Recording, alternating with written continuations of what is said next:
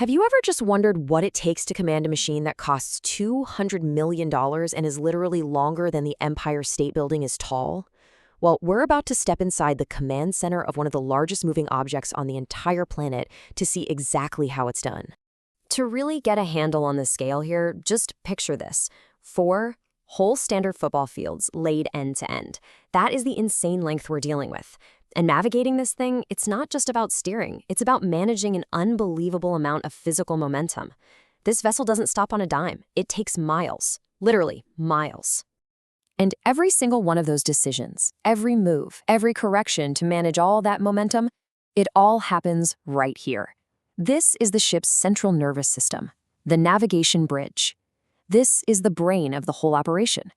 From this one room, a tiny crew commands thousands upon thousands of tons of steel in cargo across the world. Okay, so to really get how this all works, we're going to break the ship down just like a living organism. First, we'll check out its brain, the bridge itself. Then, its muscles, for power. After that, its senses, for navigating the ocean. Then, its voice, for communication.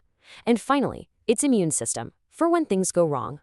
All right, first up, the brain. The bridge is the absolute command hub of the ship.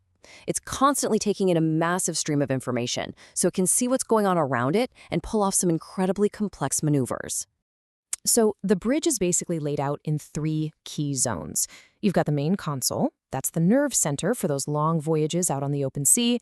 Then you have the bridge wings. These are open-air consoles that stretch a good 56 meters apart. They're used by pilots to literally look straight down the side of the ship for super precise docking. And finally, all the way up top, you've got the Monkey Island. They call it the staircase to heaven, and that's where the ship's main eyes and ears are housed. Now, before we go any deeper, you have to know the most fundamental rule of the sea. Seriously, forget left and right. On a ship, it is port and starboard.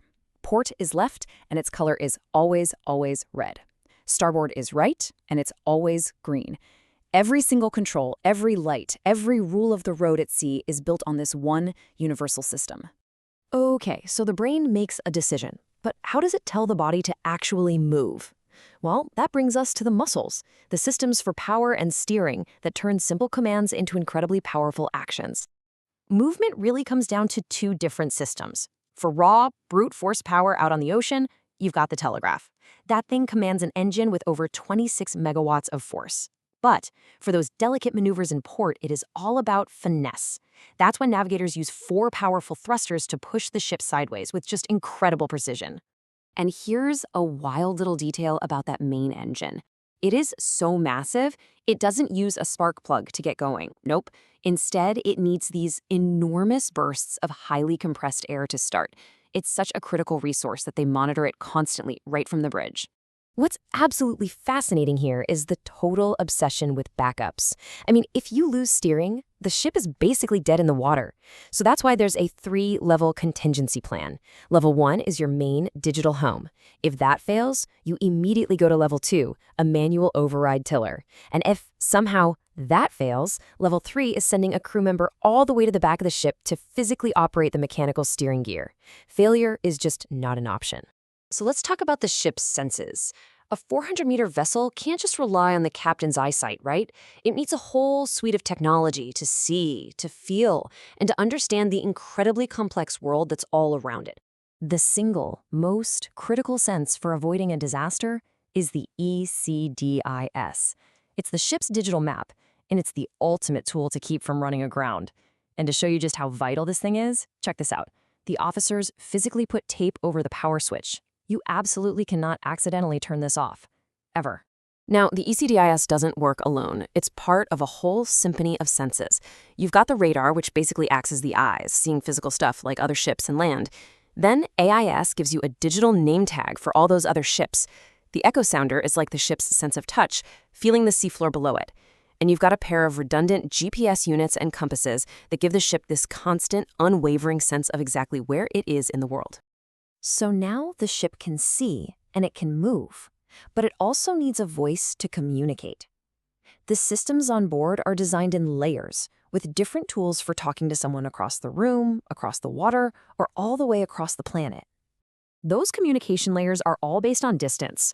For close-range ship-to-ship chats under 50 nautical miles, the crew uses VHF radio. For really long-range signals over 250 miles, they switch over to MF/HF radio. And for that global connection, for sending critical data, they rely on satellite systems like SAT-C or even Starlink.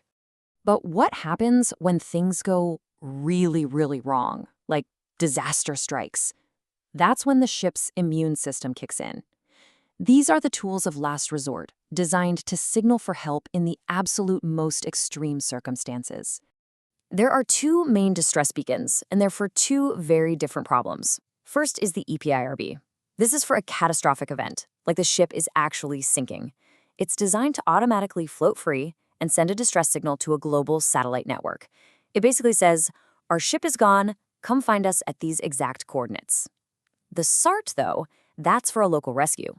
You take that with you into a life raft, and it sends out a signal that paints these big concentric circles on the radar of any ships nearby, basically screaming, "We are right here in the water, come and get us." And to make sure we learn from any incident, the ship has a permanent memory, the VDR, or Voice Data Recorder. It's just like an airplane's black box. This device, which is located way up on the exposed Monkey Island, is constantly recording all the audio from the bridge and key system data. It is the ultimate tool for accountability and for figuring out what went wrong. Maybe the most fascinating safety system of all is the one built around the human element. It's called the Bridge Navigational Watch Alarm System, and it makes sure the officer on duty is always alert. If they don't touch any equipment or press a reset button for 12 straight minutes, an alarm goes off in the captain's cabin. If the captain doesn't respond to that, a massive general alarm goes off across the entire ship, waking everybody up. A 400-meter ship can never, ever sail blind. I mean, seeing all these buttons and screens, it's easy to feel intimidated, right? But as one officer put it, while everything looks totally overwhelming at first, a good navigator gets used to the whole thing within a week. This complexity, it's actually designed to be mastered. So, when we step back and look at the complete system, what first looked like just a chaotic wall of technology, it reveals itself as this elegant, logical web. You've got the brain in the center, controlling the muscles, which are guided by the senses, and the whole thing is protected by an immune system. It's just a marvel of integrated engineering. But for all the automation and all the redundancy and all the incredible technology, none of it, not one bit of it, works without the most important component of all, the calm, skilled, and experienced human navigator right at the center of it all. So the question is, after seeing what it really takes, do you think you could do it?